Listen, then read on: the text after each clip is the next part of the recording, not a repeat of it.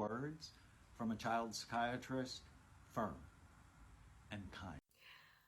Hi there, if you don't know Dr. Ammon, I can totally recommend him. He's the one who brought me on my self-growth journey many years ago with a book called Change Your Brain, Change Your Life. I can totally recommend him. It's amazing. It's an amazing link. Go and check out this channel. And in this video, he's talking about the only two things you need to do as a parent. You need to be both kind and firm. And that's what positive parenting, or some people call it gentle parenting, or some people call it positive discipline. No matter what you call it, mindful parenting, conscious parenting, no matter what you call it, this is the premise, being both kind and firm.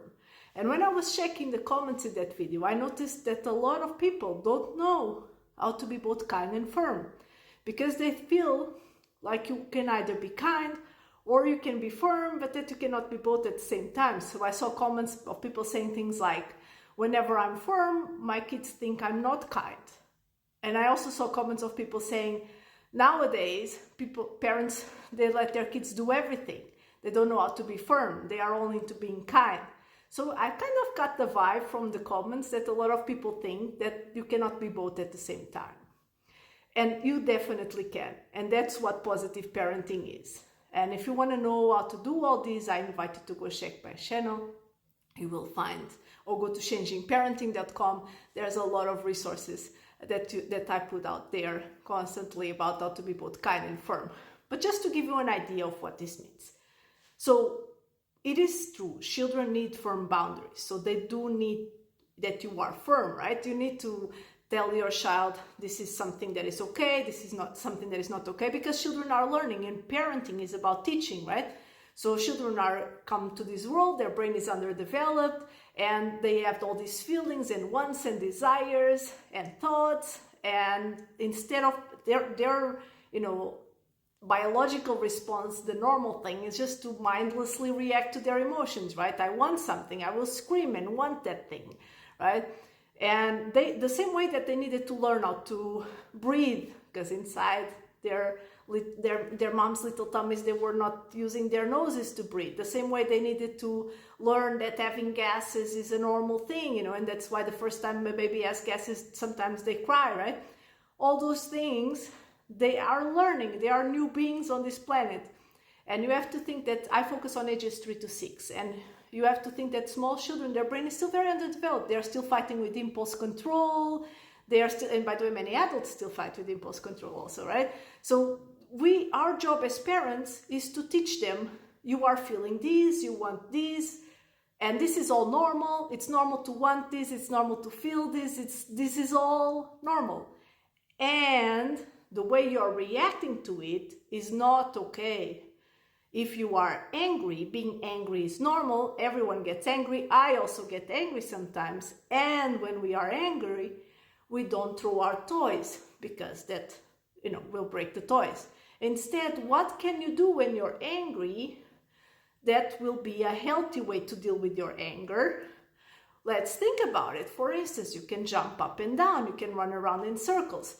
You can have a pillow fight with your brother instead, or in a nice way, right? And so, you can bring that anger in a way that is positive. We can tickle, we can run around, we can make a race, we can take out all that anger, or we can talk about our feelings also, right? These are all appropriate ways to deal with anger, for instance. And this is just an example. So I want to give you an idea of how you can set a limit in a kind way. So let's say this was an example, by the way, right? So we say we don't do this, we don't do that. But let's say, for instance, that you don't want your child to, let's say, screen time. I think screen time is a topic that many parents of small children struggle with, right? Because it's very addictive. We all know that, right?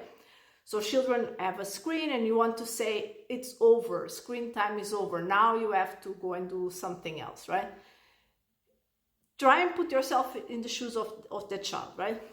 You are having fun, you're watching a movie, someone comes and they just turn off the TV and they say, go and do the dishes. You would be pretty annoyed with that, right? What if instead someone came to you and said, I can see that you're having a lot of fun watching this video, right? And it's time to do these dishes. We really have to take care of that. They cannot stay there. So what do you say if you maybe watch these 5 minutes more? So give 5 minutes notice, and then we will do the dishes. And that's one example. Or if it's the child is very small, you can find ways to bring your child to the, in the case it wouldn't be do the dishes, let's say it's to, put up the, put away the toys. What do you say that I help you put away your toys? Let's make a game about it. You have to find ways that you don't need to be like, you will put your toys away right now. It doesn't have to be this way. Maybe that's the way you were raised. And many of us were raised this way with authoritarian parents. So it's hard for us to comprehend that it's possible to be firm in a kind way, right? Your boss can come to you and say, you need to do this report right now. Go and do this report right now. Stop annoying me. Or your boss can come and say, hey, whenever you have time, can you please do this report? We need it by 5. And in the same way, they are giving you this urgency that it needs to be done now. But one way is a way that you feel like cooperating, that you feel respected. And the other way is a way that you're feeling like, what the fuck? Okay, so if you have any questions, write down and I will give you. If you want an example for your specific situation, that you're facing a challenge situation with your specific child, and you want to know how you can be both kind and firm for that specific situation, drop a comment below and I'll make a video.